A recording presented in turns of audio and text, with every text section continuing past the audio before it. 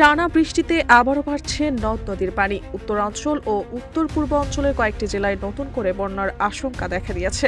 বন্যা পূর্বাভাস ও সতর্কীকরণ কেন্দ্র বলছে, আগামী 24 থেকে 48 ঘন্টায় হতে পারে সবচেয়ে গুরুত্বপূর্ণ সময়। পূর্বাভাস অনুযায়ী লালমনিরহাট, নীলফামারী, রংপুর, গাইবান্ধা ও কুড়িগ্রামের কয়েকটি নদীর পানি দ্রুত বাড়ছে। আগামী 2 দিনের মধ্যে এসব নদীর কয়েকটি পয়েন্টে পানি বিপদসীমা অতিক্রম করতে পারে। এতে নদী সংলগ্ন নিম্নাঞ্চল প্লাবিত হয়ে আকস্মিক বা স্বল্পমেয়াদী বন্যা দেখা দেওয়ার আশঙ্কা রয়েছে। বন্যা পূর্বাভাস ও সতর্কীকরণ কেন্দ্র জানিয়েছে, গত 24 ঘন্টায় তিস্তা, ধরলা ও দুধকুমার নদীর পানি স্থিতিশীল থাকলেও আগামী 3 দিনে সব নদীর পানি আরও বাড়তে পারে। পরিস্থিতির সার্বক্ষণিক পর্যবেক্ষণ করা হচ্ছে। এদিকে উত্তর পূর্ব অঞ্চলের সুরমা নদীর পানি ইতিমধ্যে বেড়েছে এবং কুশিয়ারা নদীর পানিও বাড়ার সম্ভাবনা রয়েছে। আগামী 48 ঘন্টার মধ্যে সিলেট ও সুনামগঞ্জের কয়েকটি পয়েন্টে পানি বিপদসীমা অতিক্রম করতে পারে। এতে 2 জেলার নিম্নাঞ্চল স্বল্পমেয়াদী বন্যা দেখা দিতে পারে বলে সতর্ক করেছে বন্যা ও পূর্বাভাস সতর্কীকরণ কেন্দ্র। স্থানীয় বাসিন্দাদের প্রয়োজনীয় সতর্কতা অবলম্বনের